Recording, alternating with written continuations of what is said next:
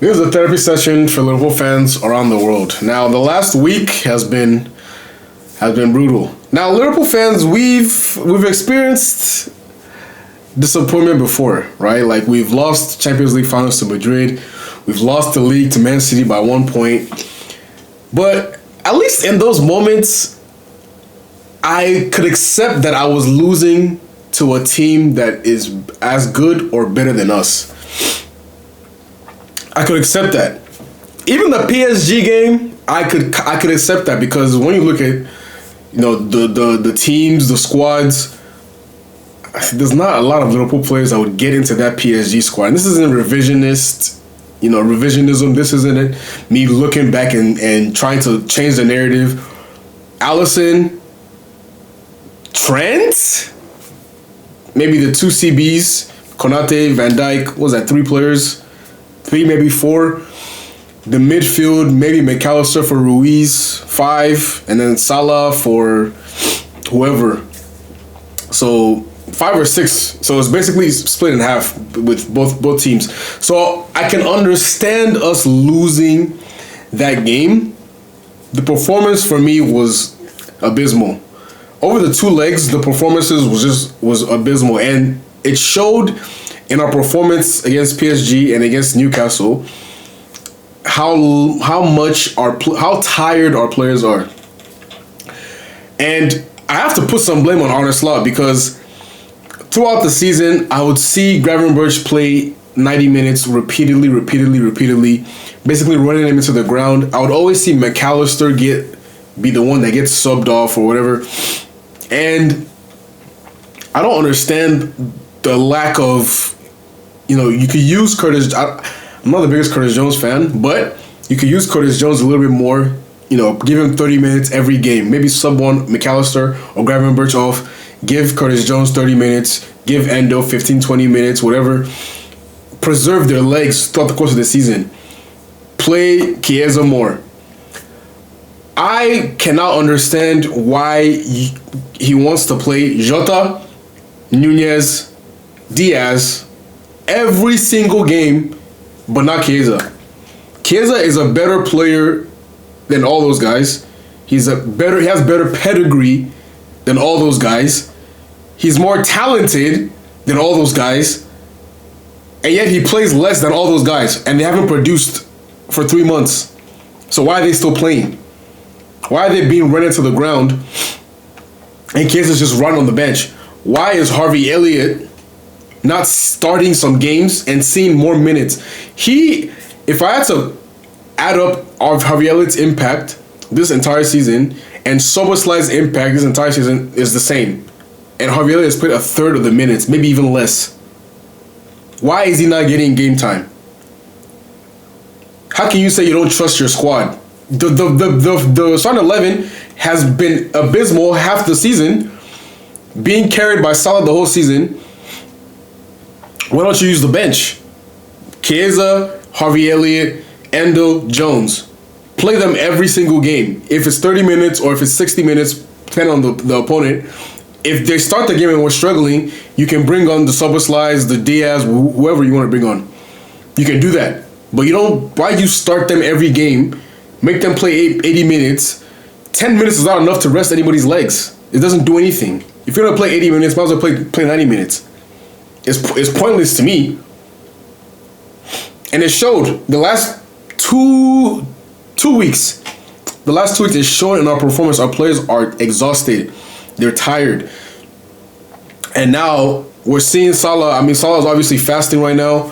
And it happens every season where he kind of slows down during this period of the season. And obviously, it's not easy to fast and still produce the same way you're producing, right?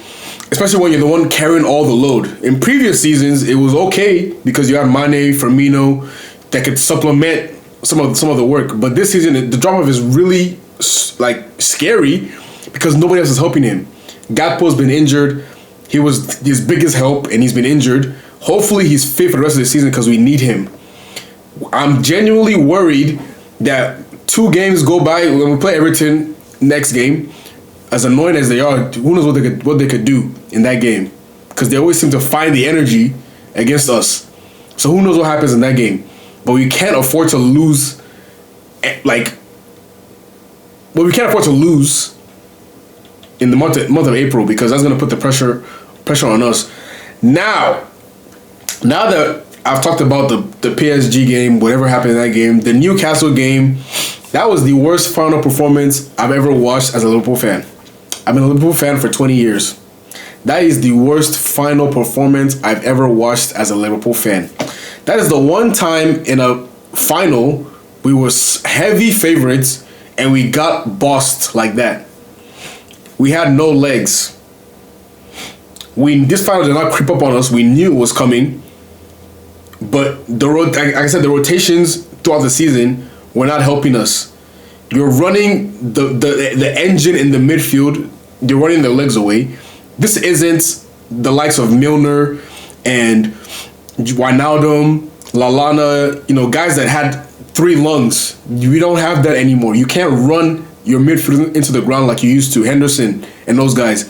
We don't have those legs like we used to. We have technical players now. But without legs, technically it means nothing. You can't do anything with it. Especially against younger players that are more hungry. In terms of physically, they're hungrier than you. Now, the Carabao Cup final. From the start of the game, we weren't even there to play. We were not even there to play. I go back to the rotations. You're playing Diaz every single game. Jota is starting every single game, giving us absolutely nothing. And he plays every single game. Heck, please play Nunez.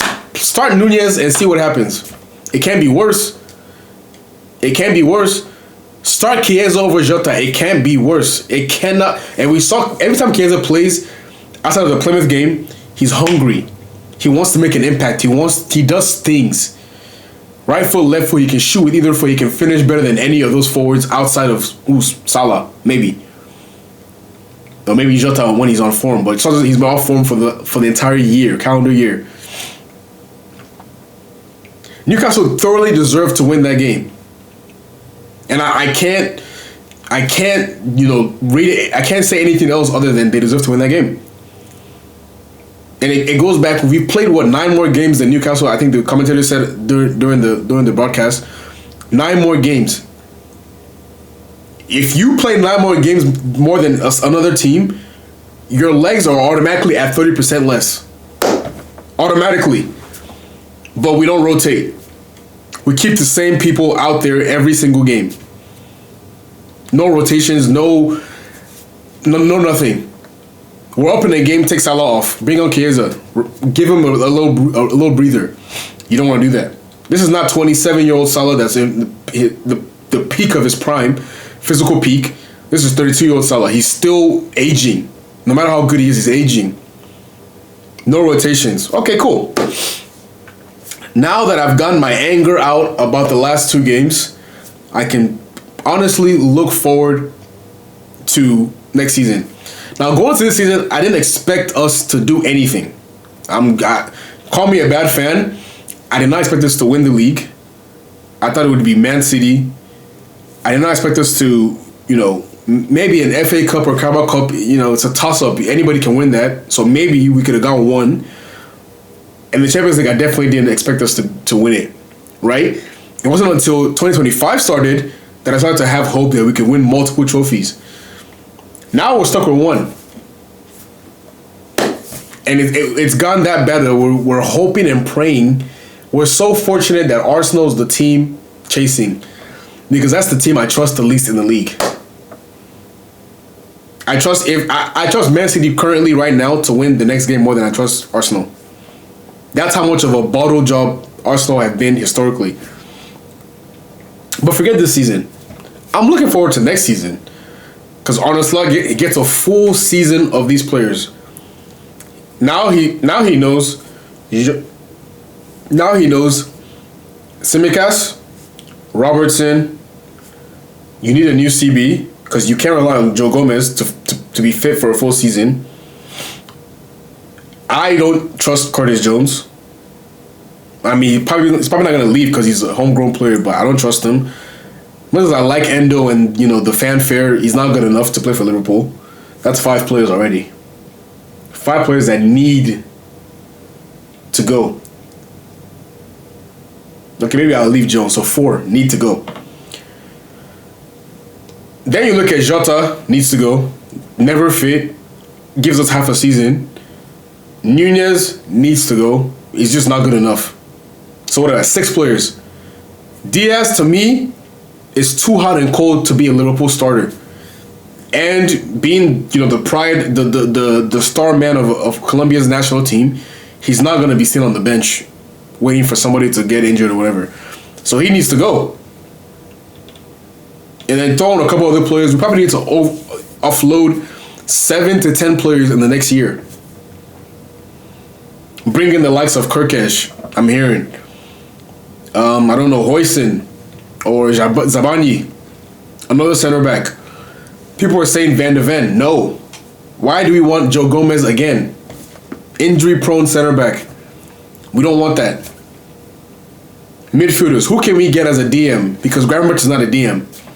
Maybe it's his legs that's causing this, but I don't see him as a DM. There's a lot of games where he leaves gaps in the midfield, and his physicality, his athleticism lets him recover. But nah, we need a proper DM. Who's out there that we can get? I don't know. We'll see. Salah, I love him as a Premier League player. But when it comes time for finals, Champions Leagues, FA Cups, Carabao Cups, he's been a no-show. He's literally been a no-show in consistently in semifinals and finals. Is it time to move on? I don't know. That's a question that needs to be answered, because we know him, Trent, and Van Dijk are out of contract this season. At the end of this season, Van Dijk, what's going to happen with him? So there's a lot of moving parts in this Liverpool team. That gives me a lot of optimism moving forward. I think Arne Slot has shown that he's a tactically astute manager. He knows how to get players performing, right? The length of the season, maybe, I don't know if maybe, the Dutch league, obviously the Dutch league doesn't play this many games, right? He's probably not used to this many games or this wear and tear on players. So it's an adjustment period. He's shown that he can adjust throughout the season. And that's what I'm hoping for. He figures out the people that need to leave the club, who needs to come in and what positions, because I think we can improve this starting 11 by at least 3 players, maybe 4. Maybe 4. Because striker, DM, left back, I think they can all be improved on. So, it seems all doom and gloom right now, Liverpool fans.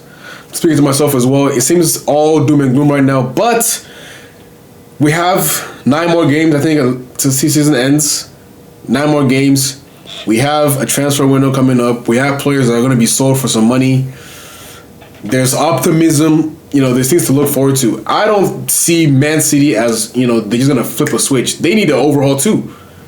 They need to get rid of the Gundogan's, the Bernardo Silvas, the De Bruyne's. They have Foden's is not the star man that people thought he was.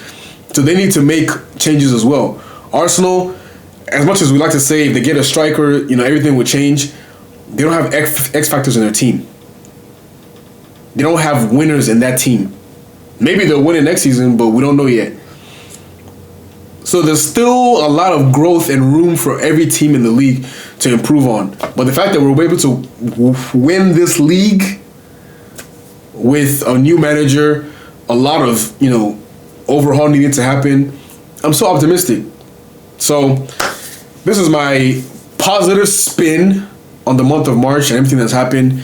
And I genuinely think, we're gonna crawl there, but we're gonna win the league. And then positive summer, and we go again next season, guys. Thanks for watching this video. Make sure to like, subscribe, and I will catch you on the next one. You never walk alone.